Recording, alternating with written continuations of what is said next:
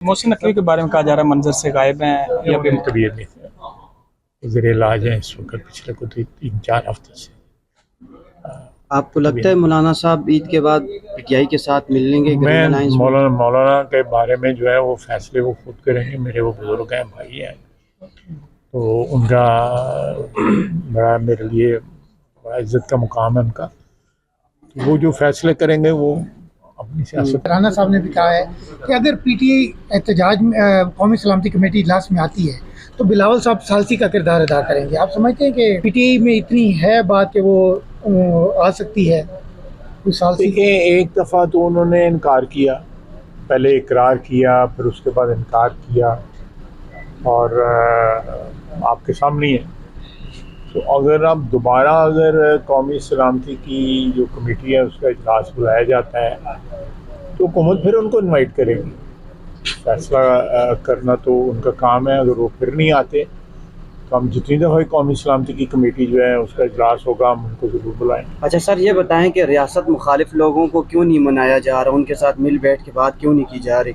अख्तर मेंगल साहब भी लॉन्ग मार्च का ऐलान कर रहे हैं, मारंग बलोच को भी गिरफ्तार किया गया है, क्या कहेंगे सर आपसे? देखिए, रियासत मुखालिफ जो है, मेरा ख्याल है आप कुछ थोड़ा सा क्लासिफिकेशन जो है थोड़ी सी दुरुस्त कर लें। मैं तो नहीं, रियासत मुखालिफ जो अनासर में है उनमें ज़रा थोड़ी सी तफरीक कर लेनी चाहिए आपको, तो ज़रा अमेंड करके अपना सवाल दोबारा कर लें। सर, आए रोज सहाफ़ियों को गिरफ्तार किया जा रहा है। सर, लास्ट टाइम अहमद नूरानी के भाइयों को अगवा किया गया है, कल वहीद मुराद को उठाया गया है। आखिर सर किस तरह जा रही है सर?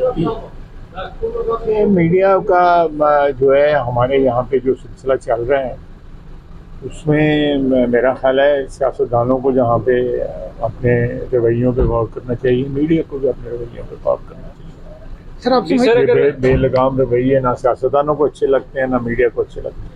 ये बिल पेश किया गया है, तैयार हो रहा है अमेरिका में कि पाकिस्तानी लोगों पे पाबंदी का, इस तरह के अनासर होना चाहिए, इस तरह का सपोर्ट करना तो चाहिए? इस किस्म का कोई आपकी इतला जो है ना वो मेरा ख्याल है जो विलियंसन जो है वो कोई बिल का कह रहे हैं कि वो तैयार कर रहे हैं, ऐसी कोई नहीं है।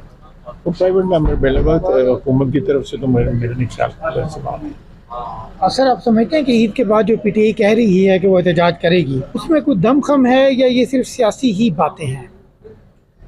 देखिए, उन्होंने उनका एक जो भी नज़रिया है कोई उससे ये करे या ना करे जो है वो एक अलग बात है, लेकिन उन्होंने एक अपने वजूद का एहसास किसी न किसी तरीके से दिलाना है ना।